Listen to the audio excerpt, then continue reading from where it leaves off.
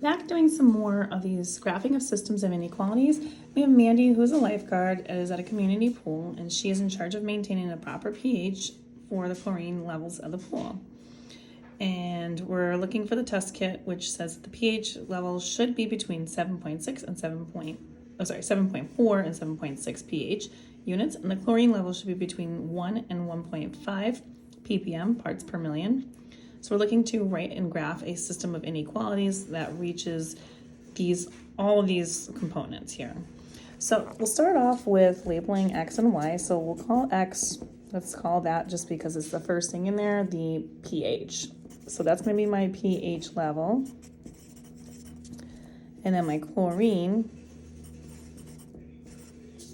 I can't spell today, chlorine is going to be, and this is ppm, is going to be my Y. So we're going to look at the first part of this. So our units for pH, we're going from anywhere from 7.4 to 7.6.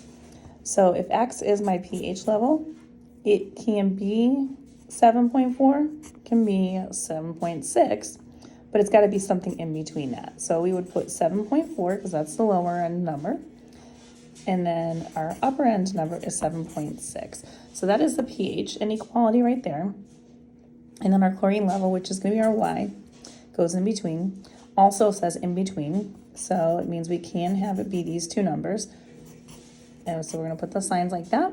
Our numbers are 1.0 and 1.5. So there's my inequality statements for this particular one. So we are going to take a look, and we're going to go ahead with our x-axis being the pH level here, and we are going to label that. Again, it's 7.4 to 7.6. So I'm just going to start off by kind of starting that little squiggly line right there. I'm going to go ahead and label that as 7 point, we'll just go with 7 right here. So this is gonna be 7, and then we're gonna do every one of these being a tenth. So 7.1, 7.2, 3, 7.4, 5, there's 7.6, and then I'll just go up to 7.8. So when we're looking for something like this, first one, we have two vertical lines because it's going to be 7.4. It doesn't really matter, right? We don't know what the chlorine level is going to be, but as long as the parameters meet this particular value right here and up to 7.6, we're good to go. So we're going to do two straight lines that are vertical like this.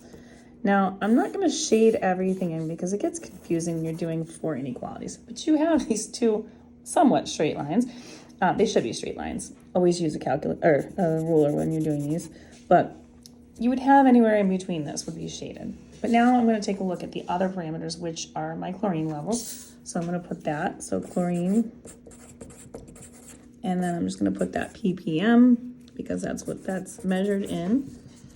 And then we want to do that one by the numbers that respectfully make sense for that.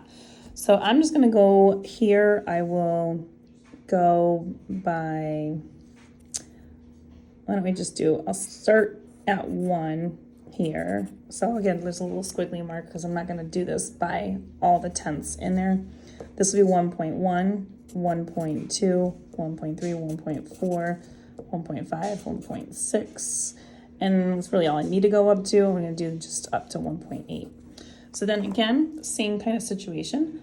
We have, except for instead of it being vertical lines, we're going to do horizontal lines on this. So our chlorine levels would have to be somewhere between 1, which would look like this, and 1.5, which is up here. So you'd have a line that goes over here, like so. Again, you should be doing this with a ruler. I have an excuse because I'm doing this with one hand. So you have all of this. So you have all these lines right here, but the only part that's really, your chlorine levels have to be in this particular spot right here.